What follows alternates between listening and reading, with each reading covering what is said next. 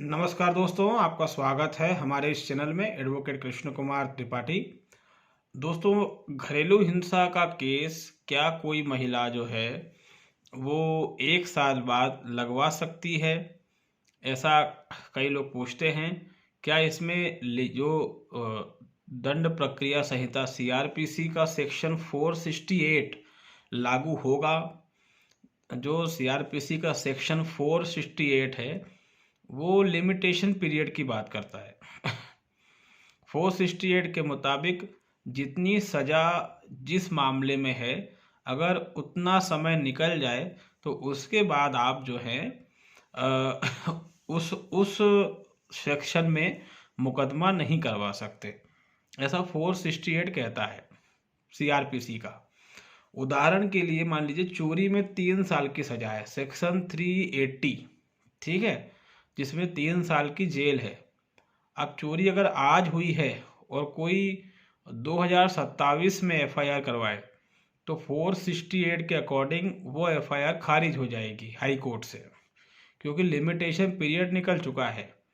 जितनी सज़ा जिस कानून में है उतने ही समय के भीतर आपको एफआईआर करवानी है। कहने का मतलब है कि 3 साल की सज़ा चोरी में है तो आप 3 साल के भीतर एफआईआर करवा सकते हैं। हालांकि एफआईआर का सिंपल नियम तो ये है कि हाथों हाथ होना चाहिए। अगर लेट एफआईआर होती है तो फिर वो एफआईआर खारिज होने की संभावना बहुत ज़्यादा होती है। यहाँ तक कि अगर एफआईआर 24 घंटे भी लेट है तो उसमें भी फिर जो है प्रॉफिट ऑफ डाउट जो है वो आरोपी को मिलता है।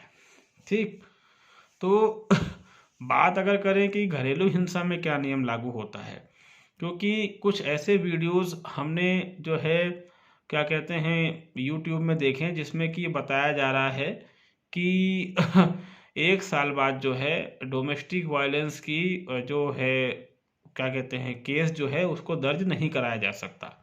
ऐसे कुछ वीडियो हमने देखे हैं। तो क्या ये पॉसिबल है? तो दोस्तों, ऐसा पॉसिबल नहीं है। ठीक है, ऐसा बिल्कुल पॉसिबल नहीं है। महिला जो है कभी भी घरेलू हिंसा का मुकदमा दर्ज करवा सकती है। ठीक, अगर हम ये सोच रहे हैं कि 1 साल बाद दर्ज नहीं हो सकता तो ये गलतफहमी है, क्योंकि ऐसा कोई नियम नहीं है। ठीक है, ऐसा नियम पहले था जिसमें कि सुप्रीम कोर्ट ने एक जजमेंट दिया था और उस जजमेंट में सुप्रीम कोर्ट का कहना था कि 1 साल के बाद अगर कोई महिला घरेलू हिंसा का मुकदमा दर्ज करवाती है तो वो वैलिड नहीं होगा। ये 1 साल के बाद का मीनिंग क्या है? तो भाई सीधा सा मीनिंग है कि अगर कोई महिला जो है वो मान लीजिए कि 2023 वो जो घरेलू हिंसा की शिकायत कर रही है उसमें उसका कहना है कि 2023 में उसके साथ घरेलू हिंसा कारित की गई थी। अब वो महिला 2024 में घरेलू हिंसा का मुकदमा दर्ज करवा रही है, तो घटना से लेके अब तक 1 साल से ऊपर हो चुका है। तो अगर वो दर्ज करवा रही है तो क्या वो वैलिड होगा? तो बिल्कुल होगा। ठीक, ये हम नहीं कहते, सुप्रीम कोर्ट कहता है। सुप्रीम कोर्ट ने ही पहले जजमेंट दिया था कि घरेलू हिंसा की घटना के 1 साल बाद घरेलू हिंसा की शिकायत नहीं की जा सकती, लेकिन बाद में सुप्रीम कोर्ट ने ही अपने निर्णय को बदलते हुए ये कह दिया कि घरेलू हिंसा की शिकायत के लिए कोई लिमिटेशन पीरियड नहीं है, वो कभी भी करवाई जा सकती है। तो इस तरीके से सुप्रीम कोर्ट ने अपने ही जजमेंट को पलट दिया। अब ये पलटने पुलटने का काम तो सिंपल सी बात यह है कि जिन जज साहब ने, जिन जजों की बेंच ने सुप्रीम कोर्ट में ये जजमेंट दिया था कि घरेलू हिंसा 1 साल बाद नहीं लग सकता, वो थोड़े समझदार थे। बाद में कुछ ऐसे जज आ गए जो कहीं ना कहीं फेमिनिस्ट आइडियोलॉजी के थे, तो उन्होंने ये जजमेंट दे दिया कि नहीं, बाद में भी वो लगा सकती है, 1 साल क्या कभी भी वो लगा सकती है। तो इसमें सिर्फ एक समझ की बात है। अदरवाइज मुझे नहीं लगता कि जो जजमेंट बाद में आया वो सही था। मेरे ख्याल से जो जजमेंट पहले आया था वही सही था। लेकिन अब क्या है कि सुप्रीम कोर्ट है, हम ज़्यादा कुछ बोल नहीं सकते। लेकिन कंक्लूजन यही है कि उनका जो जजमेंट बाद में दिया गया, जिसके अकॉर्डिंग महिला घरेलू हिंसा कभी भी दर्ज करवा सकती है, ये जजमेंट गलत लगता है मुझे। इसमें कोई लॉजिक नहीं है, बस ये परेशान करने के लिए ऐसा जजमेंट दिया ताकि खूब सारे केस लगाए जा सके। तो बाद में जो जजमेंट सुप्रीम कोर्ट द्वारा दिया गया, उस जजमेंट में सुप्रीम कोर्ट का तर्क ये था कि घरेलू हिंसा तो महिला के साथ लगातार हो रही है।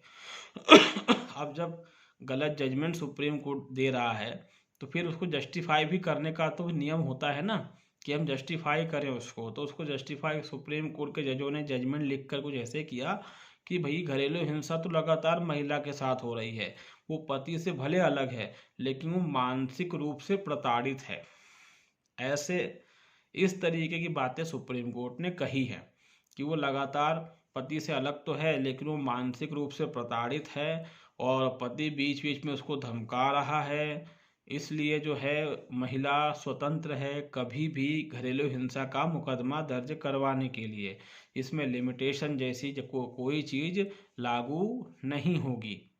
ये तर्क सुप्रीम कोर्ट ने देते हुए अपने ही पुराने जजमेंट को सुप्रीम कोर्ट ने पलट दिया और उसके बाद से अब तक अब यही हो रहा है कि वाइफ जो है पति से 2 साल से अलग है, 3 साल से अलग है, उसके बावजूद जो है वो कभी भी डोमेस्टिक वायलेंस फाइल कर देती है और फिर क्या होता है, फिर हमें मुकदमा लड़ना पड़ता है। तो ये कहानी चल रही है। तो ऐसे वीडियो जो ये कह रहे हैं कि 1 साल के बाद जो फीमेल है वो डोमेस्टिक वायलेंस नहीं लगा सकती, ये वीडियो जो यूट्यूब में चल रहे हैं ये वीडियो गलत है। और मेरा जो भी वीडियो अपलोड करते हैं उनसे रिक्वेस्ट है कि ऐसी झूठी जानकारी ना परोसें, प्रैक्टिकली देख लें। आप लोग जितने लोग मुझे सुन रहे हैं इनमें से कई ऐसे होंगे जिनके ऊपर घटना से 1 साल बाद, 1.5 साल बाद, 2 साल बाद मुकदमा दर्ज हुआ होगा, ठीक है, जबकि घटना बताई जाती है वही फर्जी रहती है। तो अब एक सवाल ये पैदा होता है कि फिर अगर पत्नी जो है वो शादी के बाद हमसे अगर अलग हो जाती है और अलग होने के बाद मान लो कुछ महीने हो गए, 2 महीने, 5 महीने, 8 महीने या कुछ साल हो गए, 1 साल, 1.5 साल, 2 साल, 3 साल, जैसा भी है, तो अगर वो हम पर झूठा मुकदमा लगाती है घरेलू हिंसा का तो फिर क्या करें। तो देखिए करना क्या है, इसमें हमें बस बड़ी बारीकी से मुकदमे को लड़ना पड़ेगा। और अगर वाइफ जो है वो लंबे अंतराल के बाद आप पर घरेलू हिंसा का मुकदमा लगाती है तो फिर उसमें आप क्वैशिंग में जा सकते हैं, आप केस को क्वैश करवा सकते हैं, ये चीज़ ध्यान रखें, ठीक है। उसमें फिर आपको एक चांस मिल जाता है क्वेश्चन का और जो जज है वो भी आपकी बात को सुनेगा, क्योंकि जो महिला आपसे अलग रह रही है, 2 साल हो गए, 1.5 साल हो गए, 1 साल हो गया, तो एकदम से ऐसा क्या हुआ कि उसको घरेलू हिंसा का मुकदमा दर्ज करवाना पड़ गया। अगर उसको करवाना ही था तो जब वो पति का घर छोड़कर आई थी तभी करवाना चाहिए था। तो इन चीज़ों को जज कंसिडर करते हैं, सुप्रीम कोर्ट भी करता है, हाई कोर्ट भी करता है। तो अगर लंबे समय बाद डोमेस्टिक वायलेंस का मुकदमा आप पे लग रहा है तो क्वेश्चनिंग में हम जा सकते हैं। लेकिन मैं अक्सर एक बात कहता हूँ कि सीधे हाई कोर्ट ना जाएं, पहले नीचे ट्राई करें, पहले डिस्चार्ज एप्लीकेशन लगाएं, उसमें कुछ रिलीफ तो मिल जाएगा। पूरी तरीके से रिलीफ चाहिए तो डिस्चार्ज एप्लीकेशन लगाएं, उसको सेशन कोर्ट से होते हुए हाई कोर्ट तक ले जाएं। इसकी संभावना बहुत ज़्यादा है कि आप डिस्चार्ज हो जाएंगे। अगर इस तरीके का मुकदमा लगाया गया है जिसमें आरोप ये है कि 2 साल पहले मुझे मारा पीटा, मानसिक प्रताड़ना दी, 3 साल पहले मारा पीटा, मानसिक प्रताड़ना दी, या 1 साल पहले मारा पीटा, मानसिक प्रताड़ना दी, ऐसे मामलों में आपको रिलीफ मिलने की संभावना बहुत ज़्यादा है। तो जो मैं कहना चाह रहा हूँ मेरे ख्याल से वो समझ में आया होगा। लिमिटेशन पीरियड का कंसेप्ट घरेलू हिंसा में लागू नहीं होता है, सुप्रीम कोर्ट कह चुका है। हालांकि होना चाहिए, मुझे मेरा ये पर्सनल व्यू है कि होना चाहिए क्योंकि वो क्रिमिनल केस का ही पार्ट है। लेकिन सुप्रीम कोर्ट को हर बार महिला के फेवर में ही जजमेंट देना है। समस्या ये है, ये एक बीमारी है हमारी जुडिशरी की, इसका कोई इलाज भी समझ में नहीं आता है। या फिर जब कोई एक न्यायवादी व्यक्ति राज सिंहासन पर बैठेगा, न्याय के सिंहासन पर बैठेगा, तब जरूर मुझे लगता है कि इसमें कुछ न कुछ सुधार होगा। वरना जब तक ऐसे लोग बैठे हुए हैं तो सुधार की गुंजाइश बहुत कम है, क्योंकि उनको हमेशा से ही हर कानून को कहीं ना कहीं महिला के हित में in the interest of female, उनको हर कानून को इंटरप्रीट करना है ताकि एनी हाउ जो है किसी फीमेल को ही फ़ायदा पहुंचाया जा सके। ये सुप्रीम कोर्ट की एक परंपरा है और ये परंपरा बंद होनी चाहिए। तो इसमें भी लिमिटेशन पीरियड होना चाहिए, लेकिन अगर नहीं है तो आप कहीं ना कहीं फिर उस चीज़ को पकड़ कर कि इतने टाइम बाद मेरे ऊपर डोमेस्टिक वायलेंस का केस दर्ज करवाया गया है तो इस केस को खारिज किया जाए।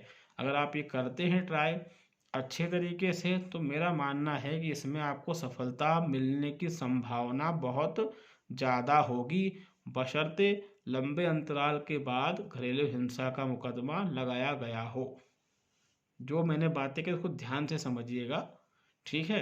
ये नहीं कि मेरी आधी बात सुन के आप कुछ भी मनगढ़ंत इंटरप्रिटेशन कर लें। मैंने बड़ी क्लियर बात कही है, ये क्वेश्चन लगाई जा सकती है डोमेस्टिक वायलेंस में, बट शर्त ये है कि जब डोमेस्टिक वायलेंस बताई जा रही है और जब केस लगाया जा रहा है दोनों के बीच में लंबा डिफरेंस हो कम से कम 10 महीने का, 1 साल का, 1.5 साल का, 2 साल का।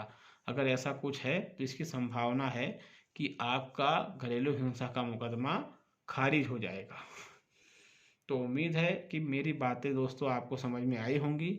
अगर हमारे चैनल में आप नए हैं तो इसको लाइक करें, इसको सब्सक्राइब करें, इसको शेयर करें, हमारे वीडियोस को शेयर जरूर करा करें दोस्तों, और लाइक भी ज़रूर किया करें। ये मेरी एक रिक्वेस्ट है आपसे। तब तक